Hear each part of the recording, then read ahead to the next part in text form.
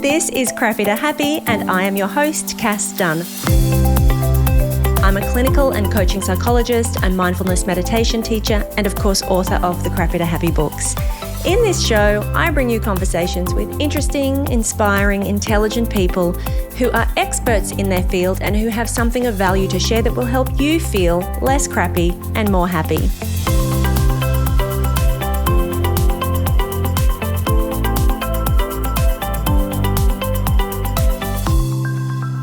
Hello and welcome back to the pod. Today I want to talk about meaning in life, not the meaning of life. That's a very big topic. I want to talk about how you find a sense of meaning and purpose in life and why that matters. I mean, it's kind of self-explanatory why it matters, isn't it? But I want to convince you of why it matters and maybe give you some ideas about where to start looking if you are struggling to find a sense of meaning in your own life at the moment. Now, the reason that this has come up is because I made a commitment to my Beyond Happy little community, my paid subscribers, love you guys, to do a live session on the topic of finding purpose, not finding purpose, but living a more purpose-driven life, living with intention. Again, it's all this kind of coming to the end of the year and considering how we set ourselves up for next year, reviewing and reflecting and what's changed. And do you know what? Just a slight off-topic tangent. I don't know if you're into numerology, probably not. I'm not that into numerology myself either. But apparently, somebody told me very early on this year that this is a number 9 year. 2 plus 0 plus 2 plus 5 makes 9. And number 9 years are about completion. So a number 9 year is the end of a cycle. It's conclusions, releasing, letting go. And I feel like it's been that kind of a year for me. I've seen a lot of people around me also wrapping up businesses, projects, like just completely changing direction in life. Maybe there's something in that. Anyway, this has kind of been the theme for me lately. So I'm sharing it with you. So as we look ahead and we consider how we want to set ourselves up, if there have been things that we have been letting go of, we've changed direction, if what was working in our life doesn't work anymore, whether that's been a conscious decision to let something go or whether it's something that has happened to you that's been out of your control, how do you regroup and come back to feeling that sense of direction and purpose and meaning? How do you take back control and be purpose-led, purpose-driven in your life, as opposed to being at the whim of all of these external forces and unpredictable events that can come out of nowhere? So I made a commitment that we would do a live session, a live call for my paid members. You can always upgrade if you're not a paid subscriber and you can jump on into that. Maybe not now, actually, because I'm changing platforms, speaking of endings. So I made a commitment to talk about that and to run a live session. So as I started to do some research and gather my thoughts on this topic, I became really, really interested in it and I wanted to share it with all of you. So therefore, I'm going to do this episode speaking broadly about some concepts and some theories and some really useful ideas when it comes to finding meaning in life. And then my paid VIPs, you guys, we are going to dive into this a little more. We're going to do a series of episodes as I normally do. I usually do 4 or more episodes on a topic. We dive in a bit deeper, culminating in that live call that I promised you. So that's what's happening. So let's talk about this idea of meaning and purpose. I probably don't need to tell you that we all go through periods in life where we can feel a bit flat, a bit directionless, lacking direction. We can feel a bit like wondering what it's all for. You might be really busy and working and ticking boxes and doing all the things and achieving all the goals and doing things that you feel like you're supposed to in life, and then get to a point where you think, what is this all for? Like, why am I doing all of this? Did I choose this, or was this just what I assumed was necessary to be successful in life? So that can happen to people. As I said before, it can come up when people have experienced a crisis, something's happened where almost like the rug's been pulled out from under you and the structures and the foundations of your life and your routines get a shake-up. I mean, on a global kind of scale, we all experience that during COVID, the pandemic and the shutdowns. We experienced it through the global financial crisis. I know in Australia we were a bit more protected from that, but some people had their lives completely ruined by that. What's happening at the moment politically in the world, again, it shakes the foundations of what all of the things that you consider to be reliable and stable, and create a sense of instability in your life, a feeling of being untethered. Now, obviously, there's lots of examples in your personal life where that happens, but I'm just saying that it also can happen at a much larger scale to communities and to, even globally. And again, like when that happens, what happens? People rally together and people find a sense of purpose. People find a way to regroup and take action in a way that feels aligned, and they're the people who thrive. They're the people who come out of tragedy and crisis healthier and possibly even experiencing growth, that post-traumatic growth. So let's talk about that, because this idea of purpose and finding meaning, that is the key. That is what can be not just cause you to feel happier in life generally, that can really buffer you against setbacks when they inevitably happen. So for a podcast that's called Crappy to Happy, and Beyond Happy, obviously I'm a fan of positive psychology. I'm a fan of the concepts of mindfulness and gratitude and strengths and values, and I've talked a lot, and I'll talk about it for as long as you listen, about the benefits of positive mood and putting your attention where there are things to feel grateful for. And I'm not going to harp on about that today. But when we talk about happiness is a fleeting emotion. Happiness is not necessarily something that is enduring and lasting. It comes and it goes. And so when I talk about happiness, I really am talking about an enduring sense of satisfaction with life, a sense of contentment and ease and peace and all of these things that make for a life that feels fulfilling and rich and vital and vibrant. But it's not always about just doing the thing that feels good, that makes you feel happy. And this has been talked about for years and years and years and eons, and going all the way back to the ancient Greeks, where they came up with this idea of the distinction between hedonia or hedonic happiness and eudaimonia or eudaimonic well-being. Hedonia, hedonic happiness, that's all about sensory pleasures. That's the dopamine hit. That's the feel-good momentary pleasure. It's all about pleasure. That's hedonia. Obviously, what happens if we pursue hedonic happiness too much, we get on what is called the hedonic treadmill. And the hedonic treadmill is all about the fact that we adapt very quickly. So something makes us happy briefly, and then soon enough that feeling of happiness, that little burst of happiness, that wears off, and then we go looking for the next thing to make us happy, and the next thing and the next thing. And so you buy the house and you're so happy that you bought the house, and then within about 5 minutes you don't like how the kitchen's laid out, so then you want to update the kitchen, so you do the kitchen, but then you don't like the bathroom's not very good. You buy the new car, within a few weeks it doesn't give you that same burst of happiness that it did initially. So if you're too busy chasing hedonic happiness, chasing pleasure or feel good happiness, then you end up on this treadmill where you are just constantly pursuing, never ever reaching happiness, because it doesn't last. Eudaimonia, eudaimonic well-being, that is more about tapping into a sense of doing good. Rather than feeling good, it's doing good. It's knowing what matters to you, knowing what your values are, and acting in ways that are in alignment with that give you some sense of purpose. So feeling that life has some meaning. Now, the things that give your life meaning and the things that give your life a sense of purpose often aren't things, I mean, they can overlap, but they're sometimes not the things that actually make you happy, that make you feel good.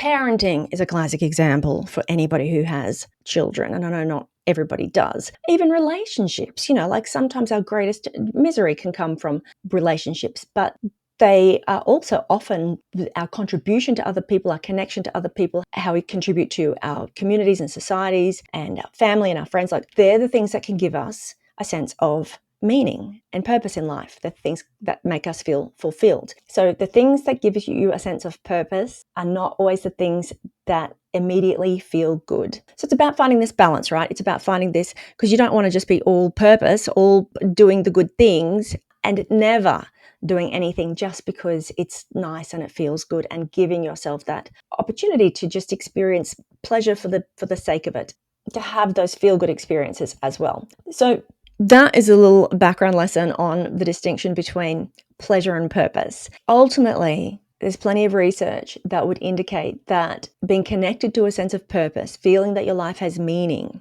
correlates very highly with mortality. You actually live longer. When they've done studies, longitudinal studies, the more that you are connected to a sense of purpose in your life, the healthier you will be and the longer you live. I mean, that probably makes intuitive sense, doesn't it? You see, if people just lose their sense of purpose, they don't feel like their life has any meaning, there's no sense of direction, they don't age very well. So let's talk about how we connect to a sense of purpose and meaning, or how we can think about this and apply it in our own lives. The theory that I really like on this topic is from a guy called Michael Steger. Michael Steger has made it kind of his life's work, got a lot of sense of purpose, I'm sure, out of talking about meaning in life. I quoted some of his work in one of my books, I think in the blue one, in terms of finding fulfilling work. He talks about finding meaning in work, what makes work meaningful. But when it comes to finding meaning in life, not the meaning of life, we're talking about you finding a sense of meaning, feeling that your life is meaningful. He has established a theory that it really boils down to three key components. The first of those is coherence. So coherence is the sense that life makes sense, the sense that you make of your life, of what you're doing, of where you're at, of the events in your life, that your life has a coherent narrative, that there's a coherent story. You can make sense of it. You can make sense of where you've been, of what has brought you to where you are now. You can make sense of what you're doing in your life. You can make sense of everything sort of fits together. Now, we can talk a bit later about coherence and how that contributes to well-being, especially in the face of adversity or setback. If you experience, well, might as well talk about it now while I'm talking about it. If you experience a crisis and something really devastating in life, and like I said before, the foundations get shaken up, the stability in your life, the structures are no longer there, and you're left floundering. The people who can create a coherent narrative out of that can come away or come through a situation like that, being able to make sense of it in terms of, what did I learn from this? How does this contribute, or how does this fit into the bigger picture of my life?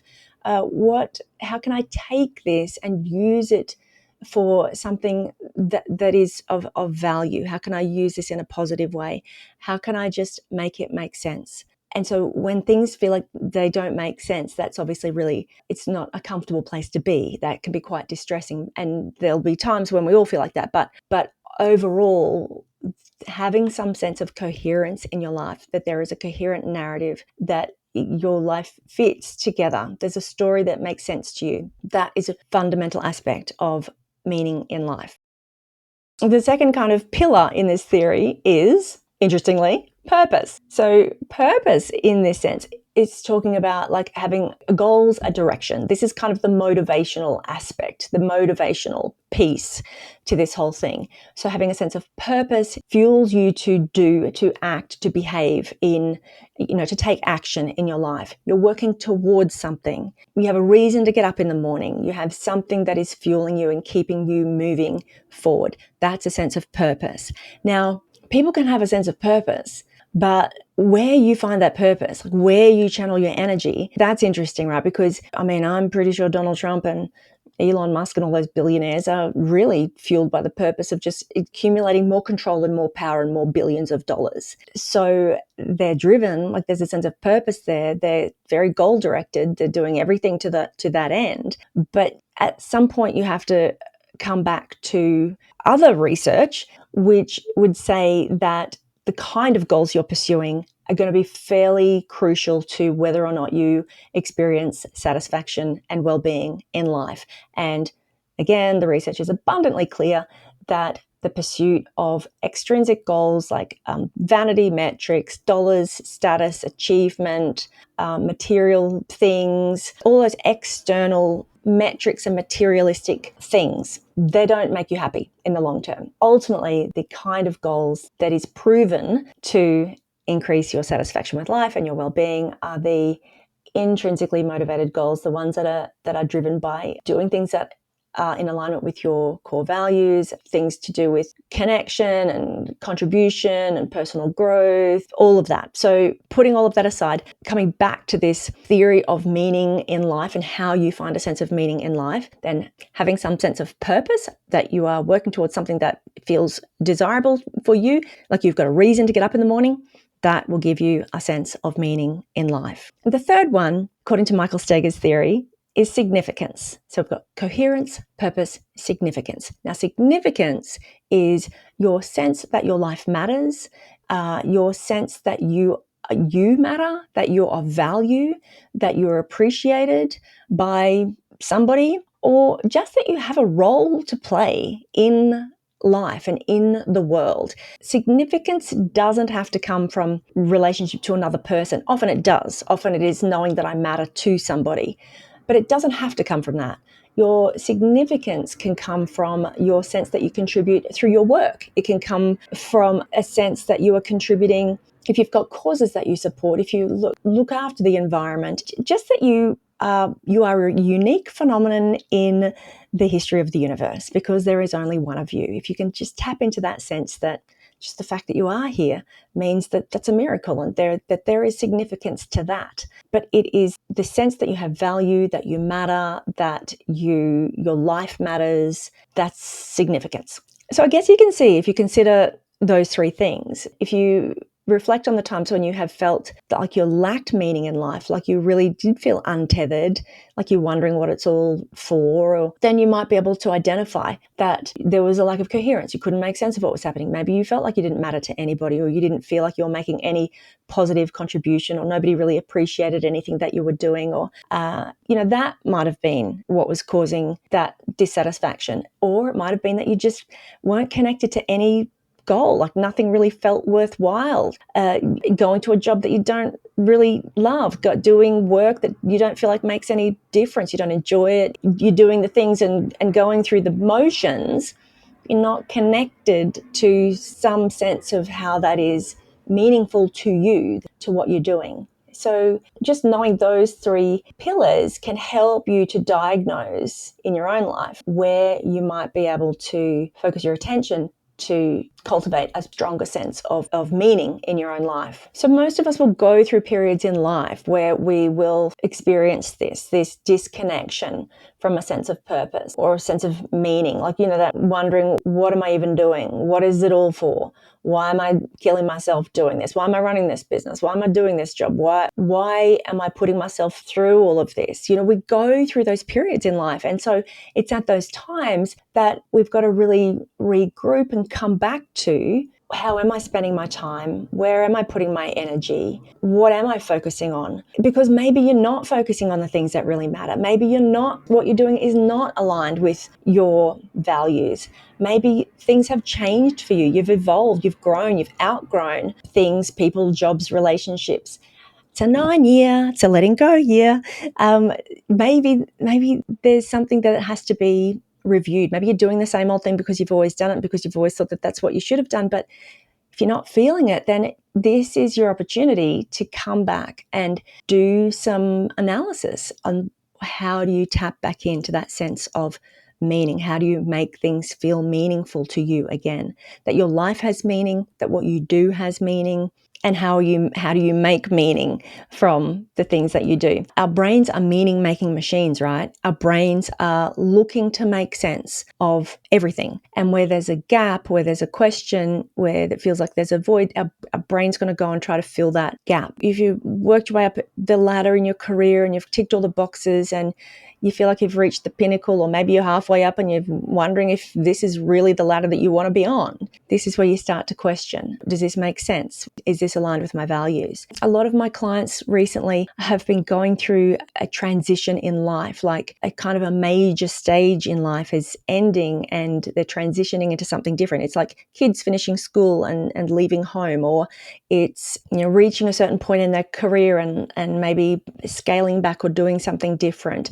And what mattered before, the priorities that were there before and that were the motivator and gave the sense of purpose and that made sense, they're not there anymore. And that's what I mean about this, like regrouping and reflecting and looking at, well, what still matters to me? What do I want to hold on to? What do I want to let go of? What needs to shift or change? How do I change where I put my attention and my energy? What are my values now? What are my priorities now? How do I realign my life and the structures in my life in a way that feels meaningful to me? And being purpose driven, like making those decisions from you, like from your own intentions, your own decisions, as opposed to just being reactive all the time. Either number one, just doing what you feel is expected without questioning and just following, hamster on the wheel, or reacting to what comes in, reacting to life instead of taking back some sense of agency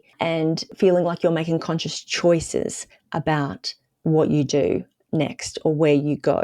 Popping back into the driver's seat in your own life instead of feeling a bit like you're a passenger, maybe. And just recognizing and remembering that you have the choice, that you can do that at any time. If you feel like things aren't going the way you would like, if it's not making sense to you, if it's not feeling satisfying to you, then coming back to what can you take control over and what can you change. So that is my introduction to the topic of purpose.